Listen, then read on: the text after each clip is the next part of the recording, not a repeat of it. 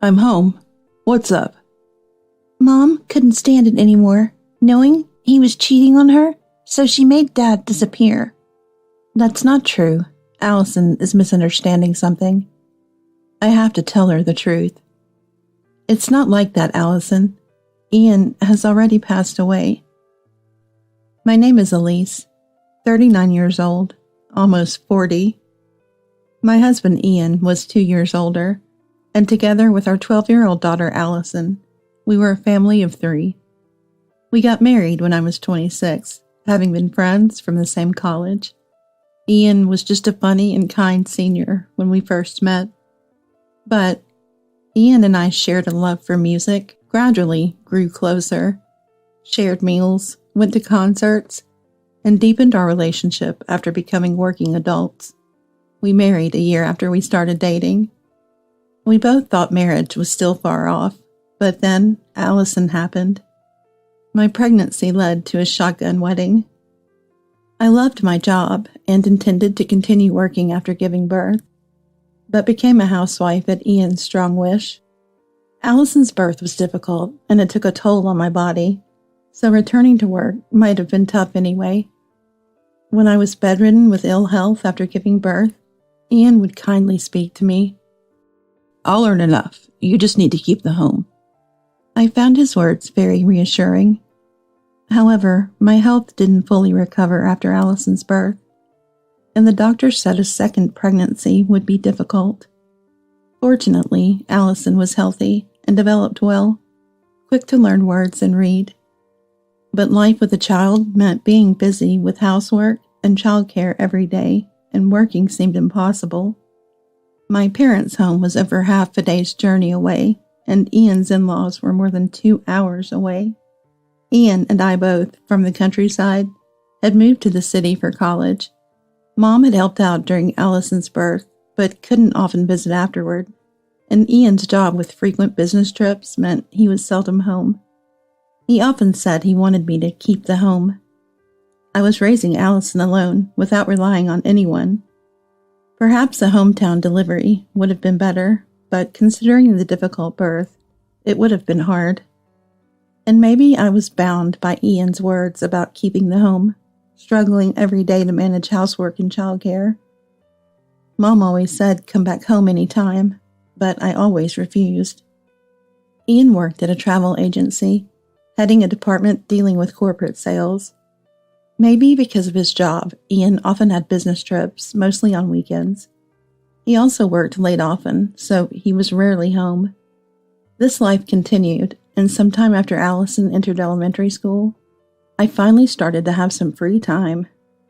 When Allison was in 4th grade, Ian suddenly suggested she take the middle school entrance exams. Until then, we had agreed on public middle and high schools, but now he proposed private school. Allison would be better off in a private middle and high school, especially for girls. Probably influenced by last night's news report on middle school exams. A magazine featuring entrance exams peeked out of Ian's bag. I was fine with whatever Allison wanted. She had several close friends in elementary school, in the same school district, so they'd go to the same public middle school. Indeed, going to a private school meant skipping the high school entrance exams, and some schools significantly raised their standards for high school admissions. Maybe there are big advantages to Allison taking the middle school exams. As I pondered, Ian leaned forward, continuing his argument. You might not know, but there are factions in the company based on which university you attended. Your career advancement depends on it. Ian got more passionate, speaking forcefully. You can't go to a good university from a public middle school. It has to be a private school. It might be true, but it meant putting Allison through 3 years of intensive study. Not to mention the tuition fees for cram schools. I couldn't fully agree. Ian, satisfied with himself, drank his alcohol, already imagining Allison passing the middle school exams. I ambiguously changed the subject and escaped to the kitchen to do the dishes. Anyway, it's up to Allison. I'll talk to her. Allison is quite pragmatic. Fine, but I want to choose the middle school myself, and pick the tutoring school too. Since entering elementary school, Allison has always been quick to learn and grasp concepts, often ahead of the other kids in her studies. She loves reading books, delving into novels without illustrations, and even sci-fi stories. Sometimes she asks me about difficult words in these novels, and often I can't answer. So I gave her the tablet I used to help her research. With Allison's decision to take the exams, I decided to support her fully. I started looking for a part-time job to manage the tutoring fees. While reminiscing with a former colleague, I learned that my old company was looking for people. I contacted my previous employer, requesting to be rehired. Allison on the tablet seems to be looking at various tutoring schools. She tells me things like, "This tutor doesn't seem good," or "The materials here are great." I gathered information too, asking around at work and among mom friends. When I discussed tutoring schools with Ian, who had been keen on the exams, his response was unexpected. "Okay, she can do it, she likes." I thought he would be more involved, suggesting which tutoring school was best, but he seemed disinterested. I had waited for Ian, who came home late, preparing lots of materials, but "Don't talk like that. Take it more seriously." "Just make sure she passes. Keep the home safe." Ian said his piece and went to take a shower. Sure, he's right. But parental support is crucial for middle school exams. Everyone I consulted said so. I even returned to work to earn tutoring fees. Ian just wants her in a good school with no intention of helping. Allison, on the other hand, is mature. She's looking for tutoring schools herself, researching study methods. She's probably more reliable than me. Ian's casual do-as-she-likes comment stuck in my mind like a thorn. Why would he say it like that? I felt pushed away by Ian. Certainly we spend little time together. I can't say we communicate well. I feel distanced by Ian, especially since Allison's birth. As my health wasn't great, the warmth in our relationship faded. I was busy with unfamiliar childcare duties. I sensed Ian didn't see me as a woman, but I didn't want to admit it. Ian probably doesn't think I'm struggling. He suggests hiring a housekeeper when he sees me busy. If I had such money, it'd go to Allison's exam fees. I kept pushing myself, struggling daily. When Allison was in the 6th grade, deep into exam prep, I fell ill. Exhaustion and sleep deprivation left me bedridden. At that time, Ian showed little concern, only saying rest up before leaving for work. Allison contacted Mom. I was saved by my daughter. Mom rushed over, taking flights and trains. She stayed for a while, caring for Allison and me. I ended up complaining about Ian. Mom defended him, saying he's busy with work. I nodded, then covered my head with the blanket, hiding my tear-streaked face. "It's okay to ask for help. You always try to do everything alone." Mom stroked my head gently. Her words and kindness made me feel safe, like returning to childhood. Comforting, yet I felt pathetic. I'm Allison's mother. I need to be strong for her. Perhaps I'm too bound by Ian's words to keep the home. I always thought I had to do it alone. I've wished Ian would be more involved in home and Allison's matters. I wanted help drying the dishes, at least for him not to leave socks and jackets around, to play more with Allison. Deep down, that's what I wanted. But it's because Ian is busy with business trips and overtime work that we can't have this life. Ian works outside. I firmly keep the home. That's our role division. Our family's way, I told myself, suppressing my loneliness. After my health improved and Mom returned home, Allison started saying something unusual. "From today, I'll wash my laundry myself." When I looked at Allison, she was holding her laundry. I stayed silent, puzzled, and Allison began to explain. "I don't want to wash mine with Dad's." I thought it was just a typical adolescent phase, disliking her father. Because Dad's laundry smells weird.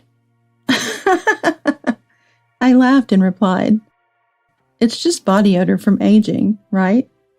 No, it's a different weird smell, like perfume. I thought it might be the fabric softener.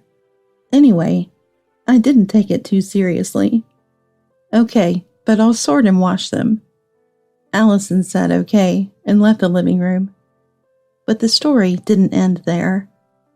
A few days later, when Allison returned from tutoring, she said she had something to tell me. We sat at the dining table, and I listened. I thought she might be troubled with her exams. Allison's grades were good, and her tutor said she would pass her desired school, but perhaps she was worried about something else. "What's wrong? You look so serious. Any troubles with the exams?" Allison stared into my eyes, her expression serious. No, it's not the studies. It's about Dad. I was taken aback. A horrible premonition hit me. Do you know how far it goes? I swallowed nervously, feeling a cold sweat down my back. "What do you mean?" Allison sighed deeply. I see. You really didn't know. I forced a half smile, trying to hide my unease. "Tell me what you mean. Stop if it's a weird joke." But Allison remained serious. Mom, please calm down and listen. Dad's having an affair. An affair?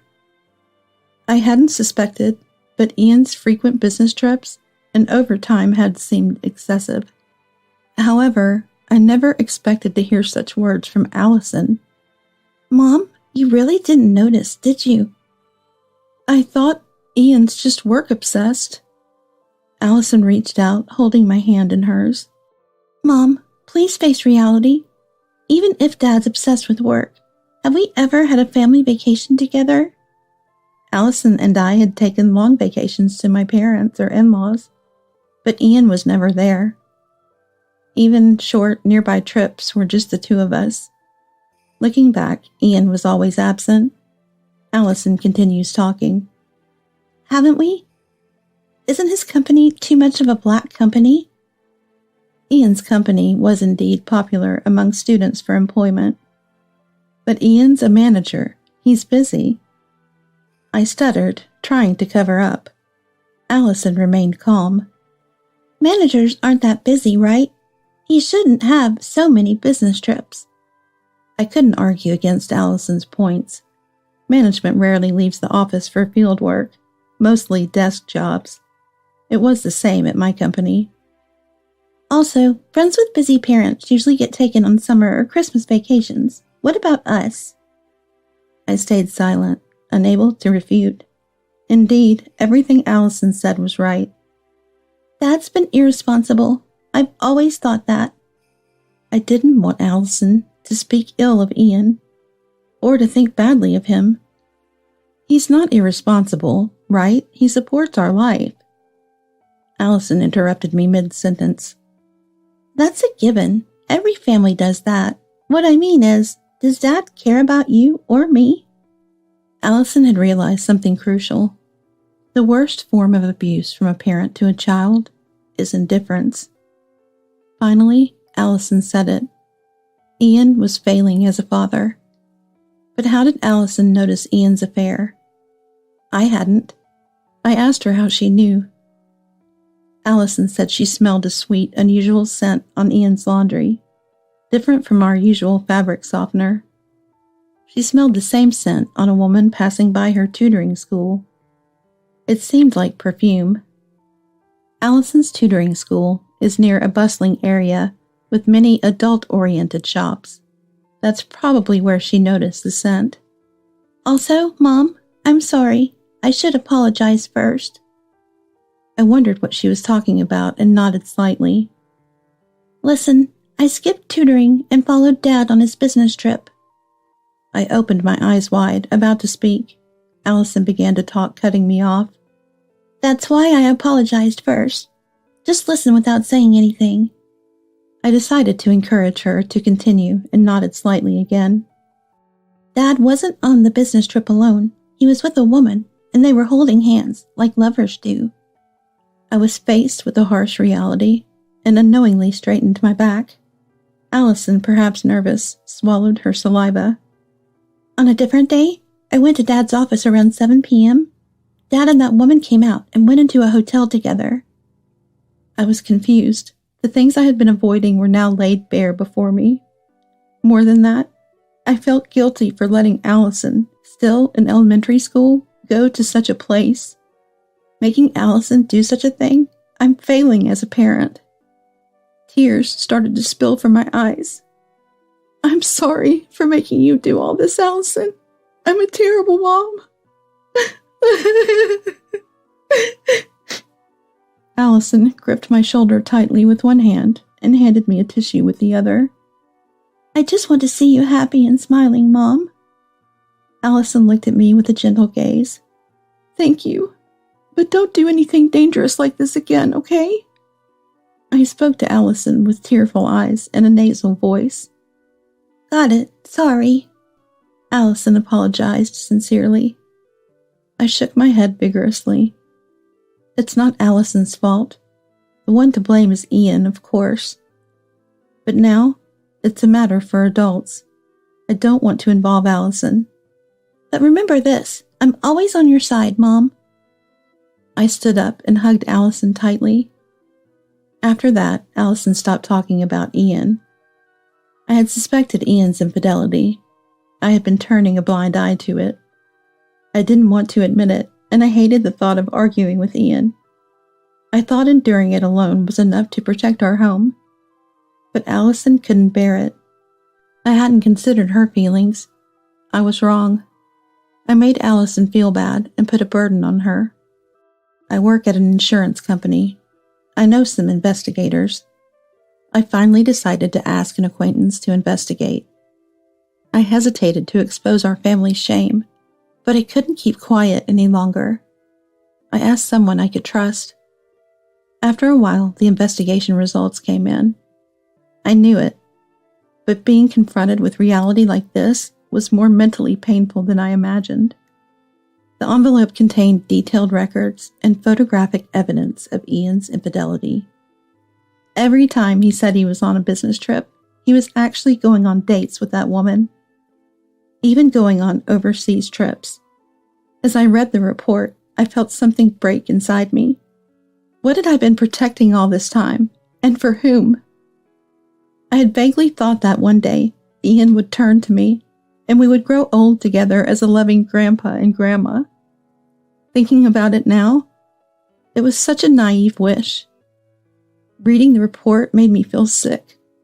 I took the day off work and lay on the sofa.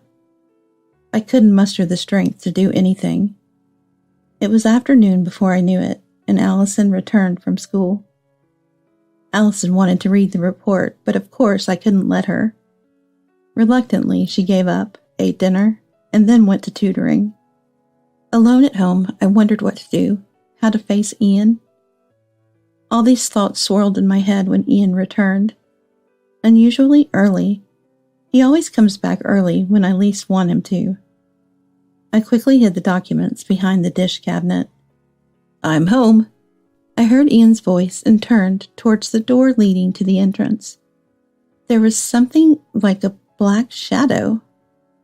More like smoke than a shadow, perhaps.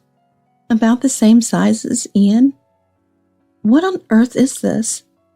Ian's voice seemed to emanate from the entity. What's wrong? You look like you've seen a ghost.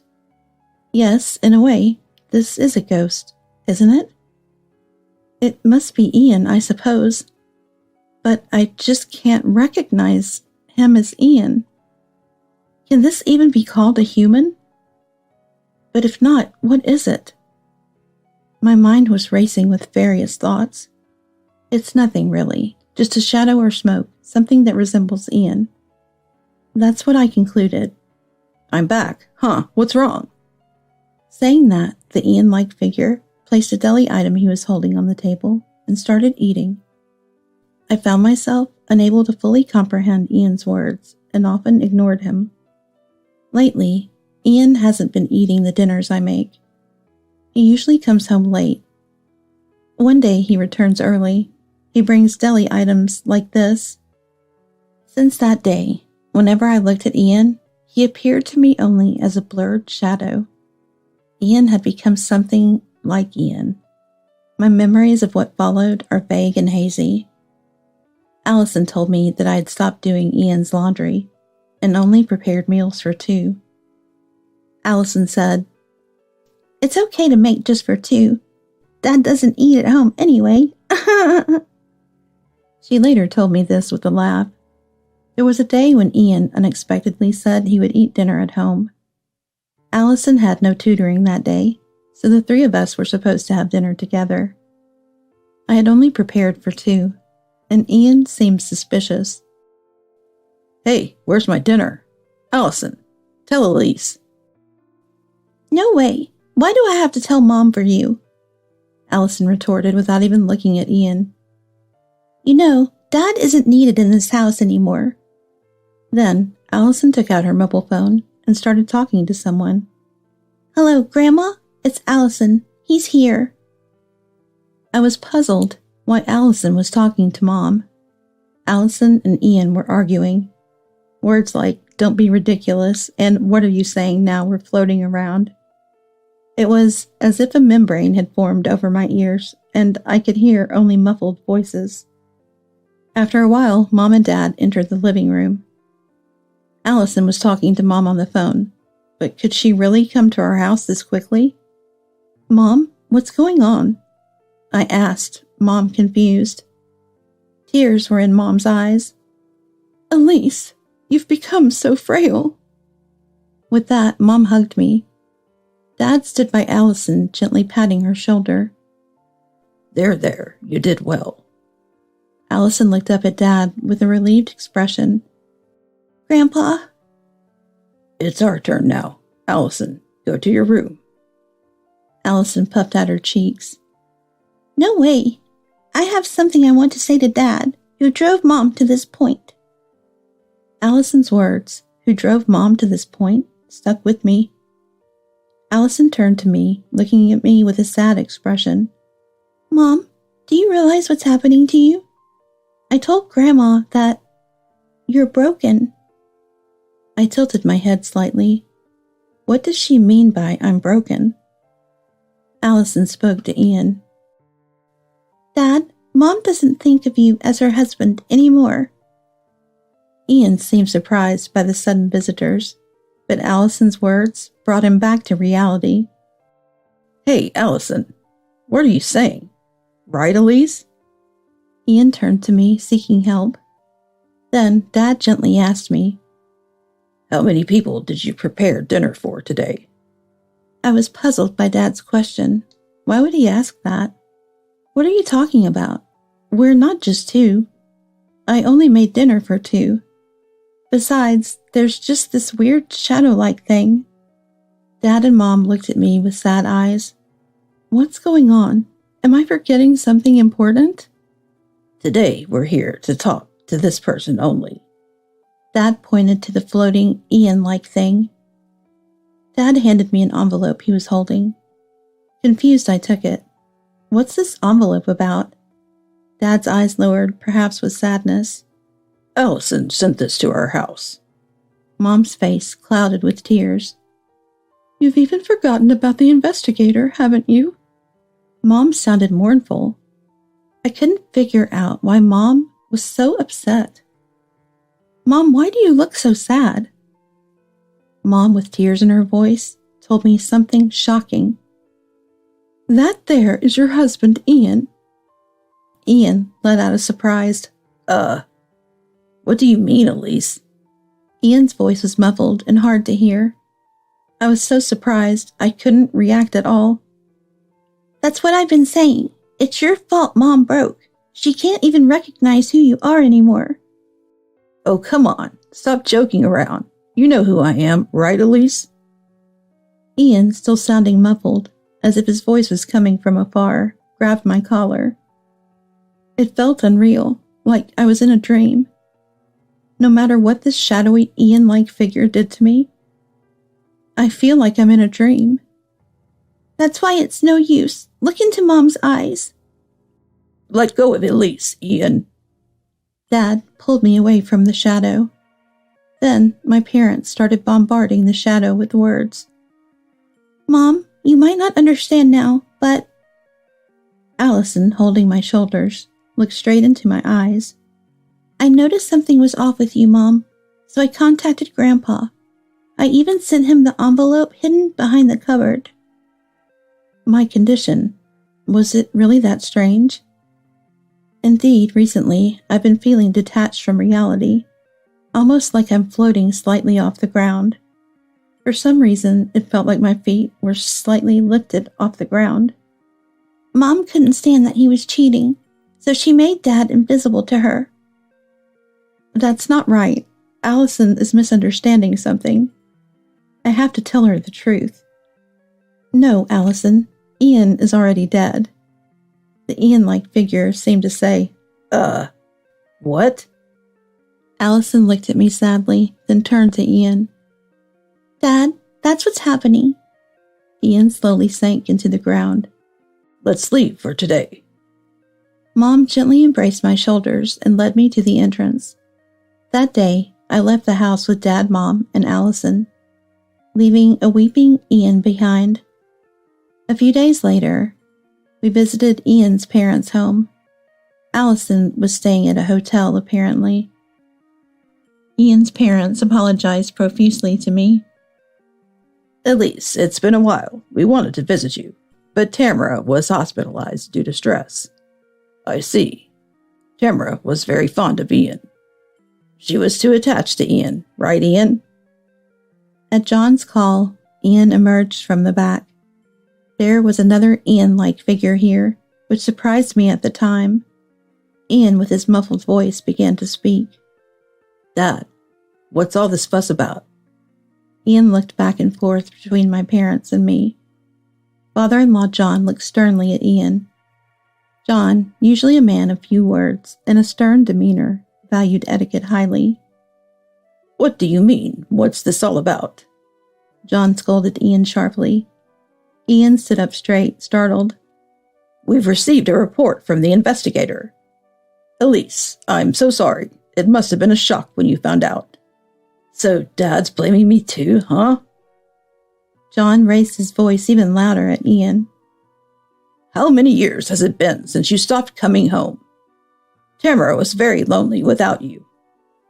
Well, I've been busy with work. Ian started to mumble an excuse. Don't be ridiculous. We believe those words. Elise reported the same to us. John's temples were throbbing, his face turning red. He was clearly very angry. You, how could you? John threw the envelope containing the report at Ian. Tamara always talked about how lonely she was to Elise. What am I supposed to do about that? Ian rebutted in a low voice. Shut up. And that's your excuse for not coming home. John pointed at the envelope on the floor. Dad picked up the envelope that had fallen near Ian. I'll do it. Now in front of my parents, all the sins Ian committed were about to be revealed. John nodded silently. Dad cleared his throat softly and began reading the document. You've been in an inappropriate relationship with a female colleague for 13 years. Ian staggered in surprise. Dad continued speaking calmly. Moreover, it was a relationship so obvious that it became a topic of conversation in the company. Ian was trembling silently. Our relationship started when Allison was born. My parents and John looked at Ian sharply. It started when Allison was born. When you were told that it would be difficult to have more children after Allison's difficult birth, you grew closer to that woman. My parents and John looked sharply at Ian. But a cruel man, you should have been comforting Elise. John stamped his foot on the floor in anger. Ian's body shook, shrinking a little. Because you told Elise to take care of the house, she dutifully focused on the household, allowing you to engage in affairs freely. I didn't mean it like that, Mom whispered. Yo, I've been in... Really mean, but I didn't mean it like that, reproachfully. Apparently, you also went on overseas trips 5 times, no less. Was everything he said about business trips actually secret meetings with that woman? Using your job at the travel agency as a cover. You're rotten to the core. And furthermore, the woman believed she could marry you? Ian, how old is she now? Dad's anger was escalating, his tone getting sharper. She's 36. Ian's voice was hoarse, almost a whisper. The woman's at fault too for continuing the relationship, but she believed for 13 years that she could marry you. Mom's words, the worst, echoed in the room. She regrets the relationship and is deeply remorseful. She's even willing to pay alimony in the divorce proceedings. And yet, what about you? You wasted the best 13 years of her life. Both sets of parents continued to blame Ian. Ian looked pitiable, almost on the verge of tears. Then, a man in a suit entered the room. He seemed to have been waiting in another room. The man handed John some documents. John placed them in front of Ian. Sign this. Ian looked at the document, surprised. Divorce papers and a settlement agreement. The alimony amount for the divorce trial is written there. Ian looked up at John with tearful eyes. Please, Dad, help me. John stomped his foot hard on the floor. No. Do you realize Tamara collapsed because of this? Who do you think is to blame? Ian shrank back. Tamara said she wanted to hit you herself for what you've done. She cries every day in her hospital bed, regretting your upbringing. Ian, perhaps thinking of his mother, hung his head and clenched his fists. Carrying on an affair for 13 years. How can you even say such a thing? Ian raised his head, perhaps seeking forgiveness. But you're my parents. Please help me. John looked away from Ian in disgust. There's no way we would help you. How can you still be so naive at your age? We're cutting ties with you. No, don't say that. Ian, with tears in his eyes, clung to John. The inheritance we were going to leave you. It's going to Allison now. Please don't say that. Help me. To Ian, help seemed to mean money. Desperate, he began to apologize profusely. Please, I'm begging you, help me somehow. We won't reduce a single cent of the alimony you and that woman owe. John signaled to the man in the suit. The man stepped forward. The lawyer. The lawyer began speaking in a very calm voice. Let's discuss the divorce. Elise, you intended to divorce, correct? It's not about divorce. We are a family of 2. Indeed, but for your future, we need you to sign here. The lawyer presented the document to me, pointing at the signature line. Yes, I suppose it's necessary, even though my husband is dead. I didn't think it was okay to leave things as they were. A closure was necessary. Dead? At this moment, I truly believed that Ian and I were separated by death. Ian's infidelity had eroded my heart, and his frequent absence had led me to fantasize in my mind that Ian was dead. That's probably why, even when looking at Ian, he appeared to me as a shadow, a smoke, something like Ian. This realization came to me during counseling, that at this time I perceived Ian as dead, and that something like Ian was around me. All I wanted was to protect the life with Allison. The lawyer continued speaking. There's no problem with signing the divorce papers and the settlement agreement, right? I nodded deeply, and Ian reluctantly did the same. Furthermore, regarding the other woman, she has apologized for causing great distress to Elise. She also says she will sue Ian for marriage fraud. Ian looked stunned, losing all expression. What? She claims that all the complaints Ian made about Elise were lies, just to deceive her. 13 years of being misled by marriage promises. Therefore, she's suing for marriage fraud. What about the evidence? Ian, though teary-eyed, started to look defiant. The lawyer pulled out an IC recorder from his pocket. The woman recorded all the conversations with you. It even includes your marriage promises. There's more evidence besides this. Ian finally broke down and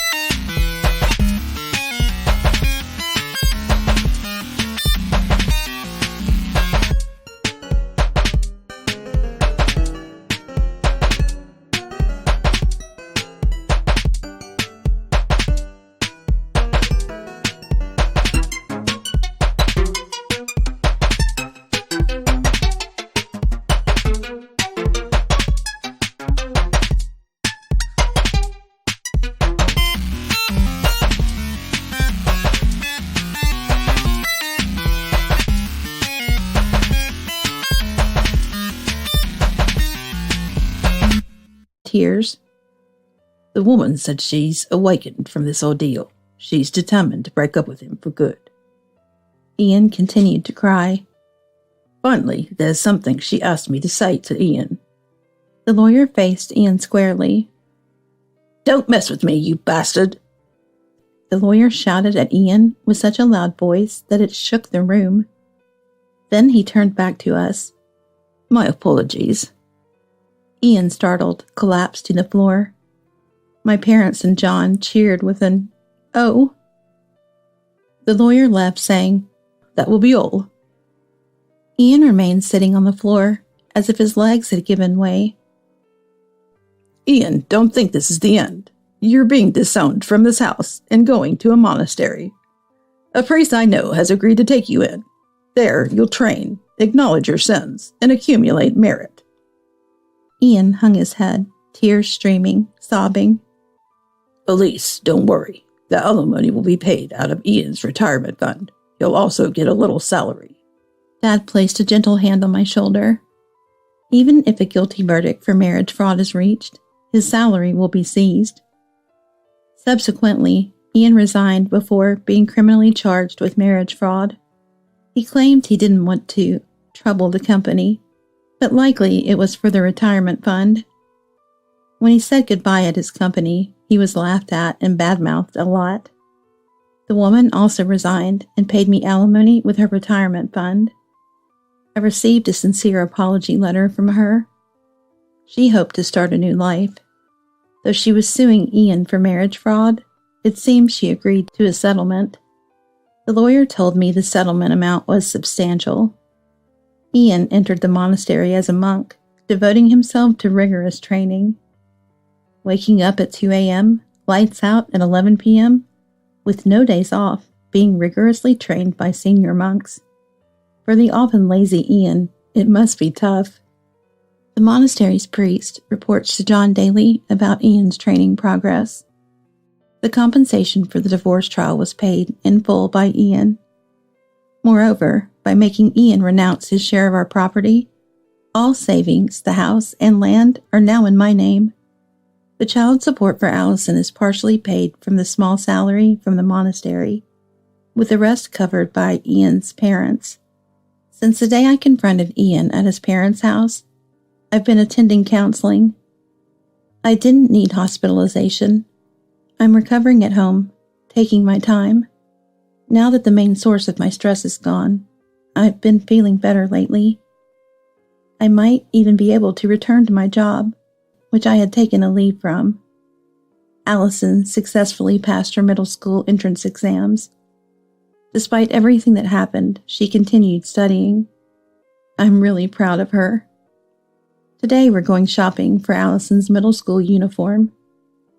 Imagining her in the uniform makes me excited, but also a bit sad that she's growing up. While I'm taking time to get ready, Allison urges me to hurry up at the entrance. I still want to spend more time with Allison. It seems like it'll take me a while to let go.